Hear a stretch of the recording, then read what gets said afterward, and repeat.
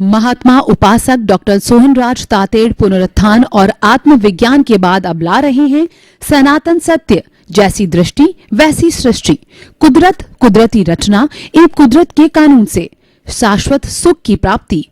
Log in करें www.drsohanrajtated.com, YouTube channel doctor Sohanraj Tated, play store से download करें mobile app doctor Sohanraj Tated. चंदेषु निम्मलयरा आईचेषु अय्यं पयासयरा सागरवर गंभीरा सिद्धा सिद्धिं मम दिशन्तु सिद्धा सिद्धिं मम दिशन्तु। मेरे भीतर और आप सभी के भीतर विराजमान शुद्ध आत्मा भगवान, जो कि मेरा इष्ट है, वो हम सभी को शक्ति दे, जागृति दे कि हम अच्छा जीवन जिएं, किसी को दुख न दें, किसी के दोष न देखें, किसी के प्रति बुरा व्यवहार न करें, राग द्वेष न करें। इसलिए हमें हे प्रभु ऐसी शक्ति दो, जागृति दो, क्योंकि आप शक्ति के भंडार हो। देखिए, सबसे बड़ी बात जीवन में होती है जीवन जीने की कला, art of living, science of living, way of living और जीवन जीने की पद्धति। हमारी भारतीय संस्कृति में जीवन जीने की पद्धति को बहुत सुंदर ढंग से डिजाइन किया है और वो प्राचीन काल से चली आ रही है। उन्होंने जीवन पद्धति को पुरुषार्थ चतुष्टय कहा है। पुरुषार्थ चतुष्टय में अर्थ, काम, धर्म और मोक्ष आते हैं। हमारा जो ग्रस्त जीवन है वो अर्थ और काम से नियंत्रित होता है और हमारा लक्ष्य है, भारतीय संस्कृति में मानव जीवन का लक्ष्य है मुक्ति, संपूर्ण स्वतंत्रता को प्राप्त करना, सिद्ध बुद्ध मुक्त बनना, संपूर्ण दुखों से छुटकारा प्राप्त करना, आवागमन को समाप्त करना, ब्लिस को प्राप्त करना, अखंड आनंद को प्राप्त करना। ये लक्ष्य है जिसको कि मोक्ष की परिभाषा दी गई है। तो उसको प्राप्त करने के लिए जो हमारी जीवन जीने की कला है, उसको, उसके अंदर धर्म को विशेष स्थान दिया गया है। धर्म ऐसा एक ब्रिज है, हमारा ग्रस्त जीवन और मुक्ति के बीच में ब्रिज है, वो धर्म है। तो हमेशा हमें धर्म में रमण करना चाहिए। धर्म से हमें सनातन सत्य मिलता है। सनातन सत्य का अर्थ हो गया यूनिवर्सल ट्रुथ, सार्वभौम सत्य, और जो कि कुदरत, कुदरती रचना, कुदरत के कानून पर आधारित है। हम आपको यूनिवर्सल ट्रुथ देने के लिए प्रतिदिन नए नए एपिसोड्स, नया नया चिंतन, विचारधारा, भावधारा आपके सामने प्रस्तुत करते हैं।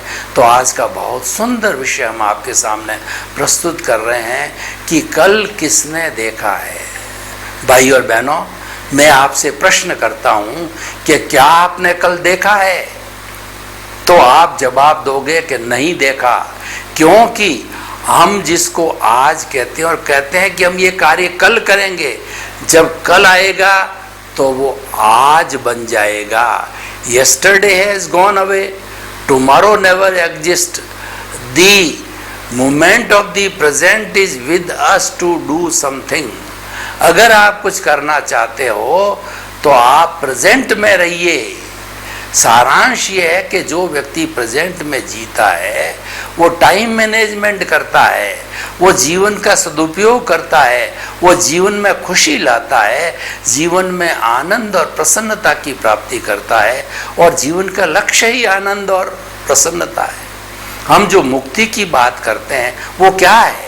वो 100% स्वतंत्रता है, 100% प्रसन्नता है, 100% आनंद है कि उसके अंदर दुख नाम की चीज़, उसमें अप्रसन्नता नाम की चीज़, उसमें शोक नाम की चीज़ है ही नहीं है। इसीलिए हम वो चाहते हैं। और जब हम 84 लाख जीवा योनि के अंदर आवागमन करते हैं, बार बार जन्म लेते हैं, माँ के पेट के अंदर 9 महीने उल्टे लटकते हैं, खट्टी डकारें, गंदा खून, इतनी गर्मी, इतनी गंदगी में रहते हैं, तब हम प्रभु से प्रार्थना करते हैं, प्रभु मुझे इस माया जाल से जल्दी बाहर निकाल, मैं जो है बाहर निकाल करके तेरी भक्ति करूँगा, तुझे याद करूँगा, तुझे मुक्त कराऊँगा। और जब बाहर आता है तो इस दुनिया की माया जाल को देख करके उसके साथ में जुड़ करके और उसी के जैसा बन जाता है। तो समय का नियोजन होना चाहिए, हमेशा प्रेजेंट में रहना चाहिए। इसको भावक क्रिया भी कहा जाता है। जो साधक, जो व्यक्ति भावक क्रिया करता है वो मुक्ति की नींव लगाता है। भावक क्रिया का अर्थ होता है कि जब आप चल रहे हो तो आपका सारा ध्यान चलने में रहना चाहिए, उसको गमन योग हो जाता है।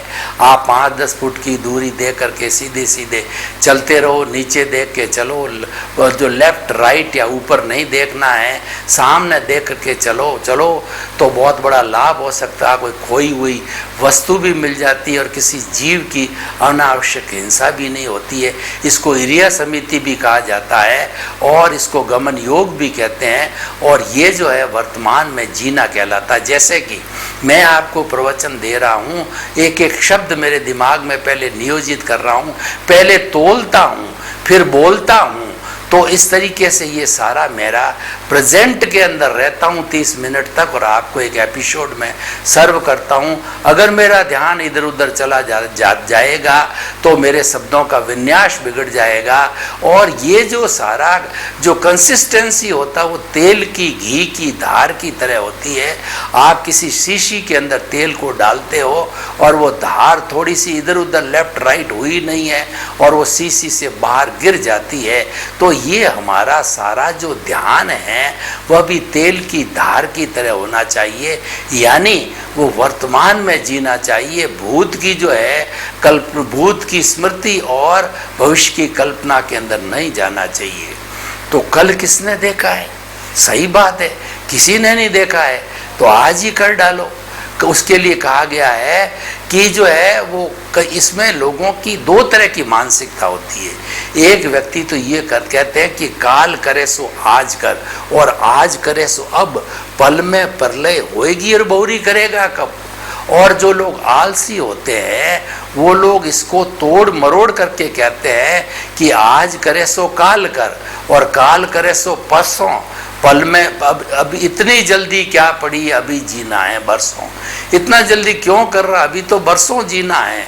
अरे भाई, क्या किसी को पता है कि अगली सांस आए या न आए? हम पिछले जन्म के अंदर आयुष्य कर्म को निर्धारित करके आते हैं, रिटर्न टिकट साथ में लेकर के आते हैं। और ये शरीर जब तक नहीं छूटेगा, जब तक कि हम अगले जन्म का आयुष्य निर्धारित नहीं कर देते, यानी कि शरीर को स्थान तभी मिलता है, हमको गाड़ी में जगह तभी मिलेगी जबकि हमारी रिटर्न टिकट साथ के अंदर होगी। तो हमें अगले जन्म का आयुष्य बंद इसी जन्म के अंदर करना होता है, किया जाता है और करते हैं, तभी ये शरीर छूटता है। तो इस तरीके से कल किसने देखा है, ये एपिसोड एक जीवन निर्माण का एपिसोड है, ये एक सच्ची जिंदगी जीने का एपिसोड है। ये जो है जीवन जीने की कला है कि सुभश्य शीघ्रम, जो अच्छा कार्य उसको तुरंत कर डालो। और जो कर्मठ व्यक्ति होते हैं, जो व्यक्ति अपने संकल्प के धनी होते हैं, वो कभी मुहूर्त नहीं देखते हैं। वो तो जो ही शुभ विचार आया हाथों हाथ उसको भुना देते हैं, हाथों हाथ उसको क्रियान्विति में लगा देते हैं। क्योंकि ये जो ज्योतिष देखते हैं, अच्छा समय देखते हैं, ये नहीं अभी नहीं, कल करेंगे, परसों करेंगे, सोमवार करेंगे, मंगलवार करेंगे, आज तो सोमवती अमावस्या है, आज तो टूटती तिथि है, यूं करके ये सब चीज़ें तो क्या बहाने हैं। ये लोग तो आलसी चीज़ों की मानता, और पता नहीं वो सोमवती अमावस्या आएगी या नहीं आएगी। श्वास जो है वो आपका अंतिम श्वास किस वक्त में आ जावे और आप जो है वह अंतिम श्वास के शिकार हो जाओ, उसके पहले पहले कर डालो। इसीलिए हमको ये एक जीवन का लक्ष्य मिला कि कल किसने देखा है, कि किसी ने नहीं देखा है। इसका मतलब है टाइम मैनेजमेंट करो। आप सोने से उठने के बीच के अंदर या उठने से सोने के बीच में जितना आपका 10-12 घंटे की वर्किंग है उसकी लिस्ट पूरे दिन के अंदर ही बना दो कि असाइनमेंट ऑफ द प्रायोरिटीज़, कि मेरा कार्य जो है सबसे फर्स्ट प्रायोरिटी का ये कार्य है और उसी दिन किया जाना है, उसको फर्स्ट प्रायोरिटी पे लो।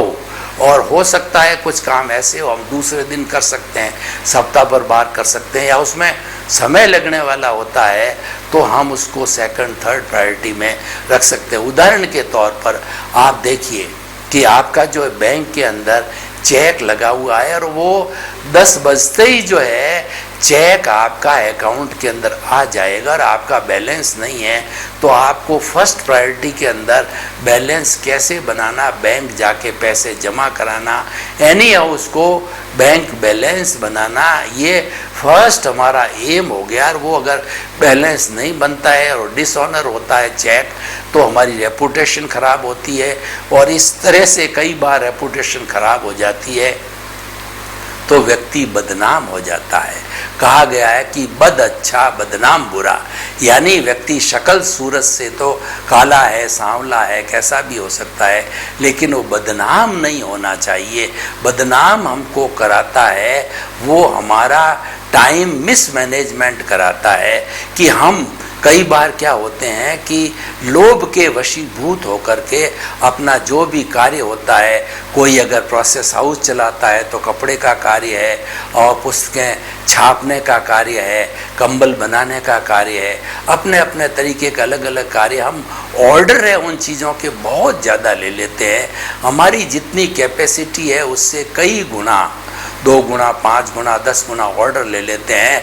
तो ऑर्डर लेने के कारण जिन लोगों को समय पे सप्लाई होता है, हमारा डिज़ायर्ड डेट होती है, उस पर सप्लाई करना होता है, तो वो हमको परसुएंस करना, हमको फ़ोन करना प्रारंभ कर देते हैं, क्योंकि उसकी आवश्यकता है और हमारा कमिटमेंट हम पूरा नहीं कर पाते, सभी को मना करते जाते हैं, तो धीरे धीरे हमारी रेपुटेशन डाउन हो जाती है, हमारा धंधा बंद हो जाता है, हमारी फैक्ट्री बंद हो जाती है। तो ये टाइम का मिसमैनेजमेंट है। व्यक्ति को जो है अपने बूते से, अपनी कैपेसिटी से अतिरिक्त जो है कार्य सोचना या हाथ में लेना, यह भी गलत चीज़ें नहीं किया जाना चाहिए, क्योंकि इस संसार में व्यक्ति को 24 घंटे तो हर एक को व्यक्ति को मिले हैं, किसी को भी 25 घंटे नहीं मिले हैं। उन 24 घंटों में से आप जो है अधिक से अधिक 12 घंटे काम कर सकते हो, रेगुलर करो तो आप, तो 12 घंटे में व्यक्ति अपने अपने लाइन का कितना काम कर सकता है, और वो 24 घंटे का काम अगर ले लेता है एक दिन के अंदर, तो वो व्यक्ति कैसे पार पड़ सकता है, कभी नहीं पड़ सकता है, और वह उसकी चिंता का, एंग्जाइटी का, दुख का कारण बन जाता है। और ये ओवरलोडिंग होने से सब तरह की समस्या हमारे सामने खड़ी हो जाती है। तो इसीलिए हमें जो है हर वक्त चिंतन करना चाहिए कि मुझे जो कुछ भी करना है लिमिट्स में रह कर के, मेरी जो मर्यादाएं, मेरी जो कैपेसिटी है, जितना मैं कर सकता हूँ, मेरे पास जितने साधन हैं, अपने साधनों को रखना बहुत ज़रूरी है। हमने मैथमेटिक्स के अंदर एक जो है प्रॉब्लम का सॉल्यूशन किया है, हमने जो है वो समीकरण का सॉल्यूशन किया कि एक आदमी प्रतिदिन इतना काम करता है, उसकी जगह 10 व्यक्ति अगर कर दिया जाए तो काम वो आधा दिन के अंदर हो जाएगा, या 5 दिन का काम है वो 2 दिन में हो जाएगा। तो ऐसे तो होना संभव है, वो साधन कहलाते हैं। हमको अपने साधन को बढ़ाना पड़ेगा, साधनों को जुटाना पड़ेगा, और साधनों को जो है जुटाने में, बढ़ाने में, उन पर नियंत्रण रखने के अंदर आपकी देखभाल, आपका समय, आपका कंट्रोल, आपका नियंत्रण और आपका सुपरविजन होना बहुत ज़रूरी है। तो आज का टॉपिक है हमें अच्छा जीवन बनाने के लिए कहता है। और दूसरा जीवन भी है, 2 भागों में इंसान को बांट के रखना चाहिए। हमेशा जो है कुछ लोग क्या होते हैं कि सारा समय है अपने बाह्य जगत को ही समर्पित कर देते हैं, सोने से उठने के समय तक जो है, या उठने से सोने के समय तक सारा कार्य है इंद्रिय सुख में लगा देता है। मेरा धन, मेरा परिवार, मेरी धन, मेरी दौलत, मेरी सत्ता, संपत्ति, संबंध, साधन उसी के अंदर लगा रहता है और वह भीतरी जगत का स्पर्श नहीं करता। मैं ये कहना चाहता हूँ टाइम मैनेजमेंट ऐसा करो कि आप समन्वय करो। संतुलन प्रकृति का नियम है। एक मैथमेटिक्स के अंदर थ्योरम आती है CG, centre of the gravity. इस जो पृथ्वी है उसकी सेंटर ऑफ ग्रेविटी, उसकी कीली, उसकी फिक्स है। जब उसके अंदर वो रोटेट होती रहती है, सूर्य के चारों तरफ घूमती रहती है और इस पृथ्वी के चारों तरफ चंद्रमा घूमता रहता है और हमें रात दिन दिखाई देते हैं। जब इस पृथ्वी की सेंटर ऑफ ग्रेविटी डिस्टर्ब हो जाती है, यानी उसका जो इंक्लिनेशन जितना मुड़ा हुआ होता है वो लेफ्ट या राइट में इंक्लिनेशन चला जाता है, तो आपको पता है क्या होता है? सुनामी आते हैं, अतिवृष्टि आती है, अनावृष्टि आती है और जो अकाल पड़ता है, जित महामारी आती है। अभी कोरोना की महामारी का मुख्य कारण क्या है कि centre of the gravity disturb हो गई इस पृथ्वी की। क्यों डिस्टर्ब हो गई? कि व्यक्ति ने इस पृथ्वी का इतना दोहन किया कि हजारों हजारों फीट मीटर तक जो है माँ का गर्भ चीर दिया। उसमें से हीरे, पन्ने, माणक, मोती, मिनरल्स और पानी, पेट्रोलियम वगैरह निकाल करके पूरा चीर दिया उसको। और पानी जो हमारे 5 घटक है, पृथ्वी, जल, अग्नि, वायु और आकाश, जिनसे व्यक्ति जन्म लेता है, और ये 5 घटकों से ही ये सृष्टि बनी है और ये कुदरत है। हम समस्त 84 लाख जीव योनि के प्राणियों को जो है जन्म देना, पालन पोषण करना और सारा जो है कार्य इन 5 घटकों से करते हैं। इन 5 घटकों को कि मानव ने अपने ग्रीड के कारण या अपने लोभ के कारण जो है उसको इतना पॉल्यूट कर लिया है, उसको इतना शोषण, इतना दोहन कर लिया कि आज पृथ्वी की सेंटर ऑफ ग्रेविटी जो है वो डिस्टर्ब हो गई है। और हमारे उस दोहन के कारण, उस जो है सृष्टि के पोल्यूशन के कारण महामारी के रूप में कोरोना आया। और सृष्टि ने और माँ ने हमको, जैसे बच्चे को जो है माँ प्रताड़ना देती है, पनिशमेंट देती है और कहती है कि आइंदा से करेगा तो इससे ज़्यादा बड़ा पनिशमेंट मिलेगा, तो माँ ने वो पनिशमेंट दे करके और दिखा भी दिया। कैसे दिखाया? हमको साल भर तक घरों में लॉकडाउन के रूप में कैद रखा। एक तरफ तो व्यक्ति, संपूर्ण विश्व कैद था घरों में, और उसके साथ साथ में प्रकृति माँ अपना स्वरूप जो है, जैसा कि भगवान कृष्ण ने जो है अर्जुन को और जो है वो पांडवों को जो है अपना विराट स्वरूप बताया था, तो हमारी नेचर माँ ने वो विराट स्वरूप जो है मानव को बताया का देख, जलंधर से जो है हिमालय साफ दिखाई देता है और अरबों रुपया खर्च करके हम गंगा माँ की सफाई करते हैं।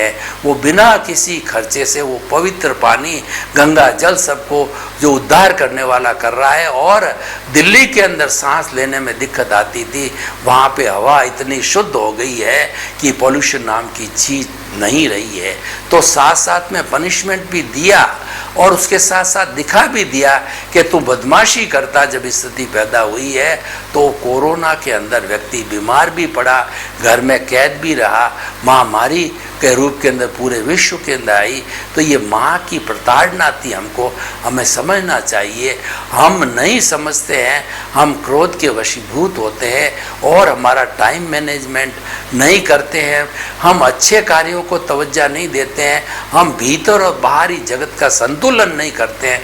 जब ये स्थिति पैदा होती है, जबकि हमको ईश्वर ने या कुदरत ने इस सृष्टि के अंदर भेजा, तो हमको कह के भेजा कि तुम जो है, तुम्हारा जो बाह्य जगत है ये तो पिछले जन्म के कर्म के भुगतान के लिए मिला है और उसके अंदर तेरी कोई स्वतंत्रता नहीं। यू आर 100% एब्सोल्यूट स्वतंत्र हो। प्रतिष्ठा जैसी तुमने पिछले जन्म के अंदर डाली है, कॉजल बॉडी बनाई है, कॉजेज डाले, बंच ऑफ द कॉजेज डाले वाले हैं उसी के अनुरूप जो है तुम्हारे को ये द्रव्य कर्म के रूप के अंदर ये शरीर मिला है, absolutely for one reason, for the भुगतान ऑफ योर पास्ट जो है वो कॉजेज, तो उसके इफेक्ट्स मिले हैं, जो किया है पेपर पिछले जन्म में तुमने दिया है उसके रिजल्ट के रूप में उस ये तुम्हारे को मिला है, तो वो मैकेनिकल है और उसको अपने स्वतः गति से चलते रहो। तुम अगर टांग अड़ाओगे तो भी जो है तुम्हारी टांग टूटेगी, इसमें कोई परिवर्तन नहीं होने वाला है,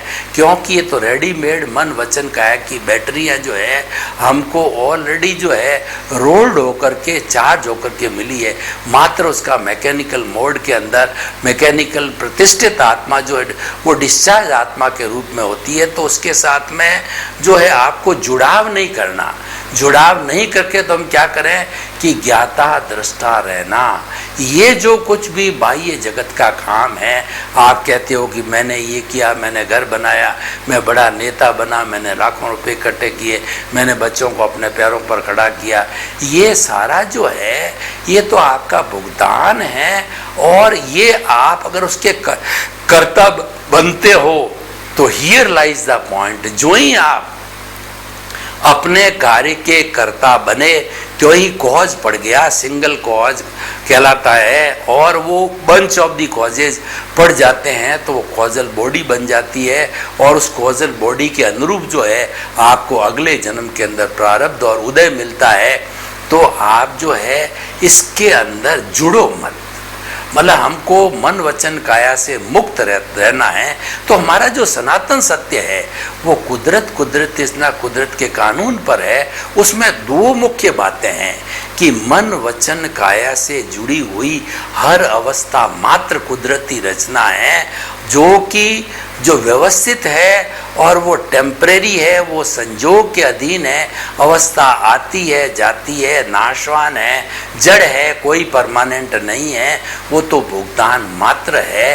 तो आप ये तो आपका रिलेटिव पुरुषार्थ है, आपका ये रिलेटिव पुरुषार्थ आपके साथ नहीं जाने वाला है, आपके प्रभु को मुक्त नहीं करने वाला है। आपके प्रभु की मुक्ति करने के लिए जो है आप रियल पुरुषार्थ करो। रियल पुरुषार्थ चेतना से जुड़ा हुआ है, चेतना पर जड़ के कानून नहीं लगते, और जड़ के कानून चेतना पे नहीं और चेतना के कानून जड़ पे नहीं लगते हैं। जड़ पे तो कुदरत का कानून लगता है और चेतना जो है पर स्वयं अपना कानून, वहाँ आप स्वतंत्र हो। कैसे स्वतंत्र हो मैं आपको बताना चाहता हूँ कि मान लीजिए बहुत अच्छी बारिश हो गई है और उस बारिश के अंदर किसान के बड़ा खेत है, तो बड़ा खुशी हुआ और खुशी होकर के उसने जो है अपने जो भी खरीफ की फसल, जो बारिश के दिनों की सावनु फसल होती है, तो उसने शंकर बाजरा इकट्ठा किया। उसने एक थैली के अंदर तो बाजरा को रखा, दूसरी थैली में मिक्सचर जो कि खरीफ जो है फसल के अंदर होता है, मूंग, मोट, तिल और ककड़ी के बीज, ग्वार आदि, ये मिक्सचर डाला और वह दोनों पोटलियों को लेकर के हल लेकर के अपने खेत को खड़ने के लिए जा रहा है। तो चिंतन कर रहा है कि मैं बाजरी डालूं या मिक्सचर डालूं, बाजरी डालूं या मिक्सचर डालूं। तो वह सोचता जाता है, अभी वह स्वतंत्र है, लेकिन जो ही उसने हल चलाया और हल के कुप्पी के ऊपर उस पोटली को रखा, त्यों ही जो आकर के वो मिक्सचर को उसने बो दिया, उसके दिमाग के अंदर वही बोने को आया, तो सारे खेत के अंदर मिक्सचर उग गया। फिर वो अगर कहे जो ही बीज डाला गया वो परतंत्र हो गया, यानी बीज डालते ही आप कुदरत के ताबे आ गए और कुदरत जितना और कुदरत का कानून आप पे लागू हो गया। और आपने जब तक बीज अपने हाथ में रखा है तब आप जो है चेतना के ताबे और स्वतंत्र हो। तो मैं कहना चाहता हूँ कि स्वतंत्रता चेतना का लक्षण है और वह उसमें करना कुछ नहीं होता है। चेतना को स्वतंत्र, फुल रूप से स्वतंत्र करना ही जीवन का लक्ष्य है। हमारे जीवन का अल्टीमेट रियलिटी जो सनातन सत्य है वह मुक्ति की अवस्था है। मुक्ति की अवस्था हम क्यों चाहते हैं? को ब्लिस है। हम नॉर्मली जो है इस जन्म के अंदर सुख और दुख के पलड़े के अंदर झूलते रहते हैं और हम बोर होते हैं और हम प्रभु से प्रार्थना करते हैं कि ये रोज रोज जन्म लेना कितना दुख का कारण है। कभी सुख आ गया, कभी दुख आ गया, और ज़िंदगी के अंदर जब सुख आता है तो हम फूल जाते हैं, जब दुख आता है तो हम बहुत डिप्रेशन में चले जाते हैं और कई लोग तो सुसाइड तक कर लेते हैं। तो ऐसे झूलते झूलते हम चाहते हैं कि हमको ब्लिस मिल जावे, हमको परमानेंट सुख मिल जावे, हमको परमानेंट शांति मिल जावे। वह अवस्था मुक्ति की अवस्था होती है। तो उसके लिए आपको जो चेतना के पाले में रहो, आप चेतना के साथ जुड़ जाओ। जो ही आप चेतना के साथ में जुड़ो, आपका रियल पुरुषार्थ स्टार्ट। और जो ही आप शरीर के साथ जुड़ जाते हो तो वह आपका रिलेटिव पुरुषार्थ, उसको भी हम पुरुषार्थ मानेंगे क्योंकि आप काम करते हो। मन वचन काया की हर क्रिया पुरुषार्थ है। तो हालांकि वो तो भुगतान है, वो कुदरत के कानून के अंतर्गत तो भुगतान है, लेकिन आप उसको पुरुषार्थ मानते हो तो हमने उसको रिलेटिव पुरुषार्थ मान लिया, जिसमें आप कर्ता भी बन जाते हो, वो भी रिलेटिव पुरुषार्थ के अंदर। लेकिन जब आप चेतना के पाले के अंदर चले जाते हो, चेतना की बात करते हो, चेतना से संपर्क करते हो, चेतना की भजना करते हो और चेतना के नाम की माला फेरते हो, हरि अनंत हरि कथा अनंत, यानी भीतरी जगत में आप जाकर के प्रभु की सेवा में लग जाते हो, ईश्वर की सेवा में लग जाते हो, ईश्वर प्राणी दान करते हो और उसी की बात करते हो कि वो अनंत ज्ञान वाला है, वो अनंत दर्शन वाला है, अनंत शक्ति वाला है, अनंत सुख का धाम है और मेरी आत्मा अजर है, अमर है, अविनाशी है, जिसका कोई रंग नहीं, रूप नहीं, गंध नहीं, वर्ण नहीं, जलती नहीं, कटती नहीं, मरती नहीं, वो अव्याबाद है, वो टंकोत्कीर्ण है, वो अजन्मा है, अच्युत है।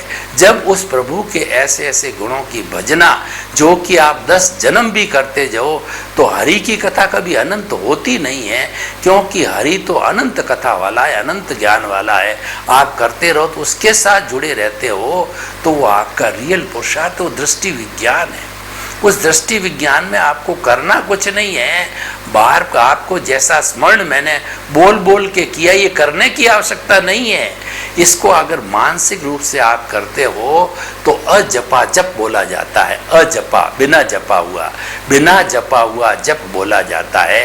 केवल मानसिक रूप से ही होता है और वो भी बोलना नहीं, मात्र एहसास करना कि आप जो है शुद्ध आत्मा स्वरूप हो और आपके एक एक कोशिका के अंदर ये आत्मसात चला जाना चाहिए, एहसास चला जाना चाहिए कि मैं तो शुद्ध आत्मा हूँ, मैं तो अजर हूँ, अमर हूँ, मैं अविनाशी हूँ, मैं सच्चिदानंद हूँ। सच्चिदानंद का होता सत का मतलब विनाशी, चित्त का मतलब होता है ज्ञान दर्शन वाला, और आनंद उसका लक्षण है, वो वैसा मैं हूँ और मैं तो परम आनंद में, आनंद की अनुभूति होनी चाहिए। और उसके साथ साथ में आपको महसूस होना चाहिए कि ये जड़ अलग है, ये चेतन अलग है। उसको भेद विज्ञान करते हैं। जो व्यक्ति भेद विज्ञान की टेक्निक को समझ लेता है तो वह टेक्निक हम प्रयोग के द्वारा भी आपको समझा सकते हैं और समझाएं भी।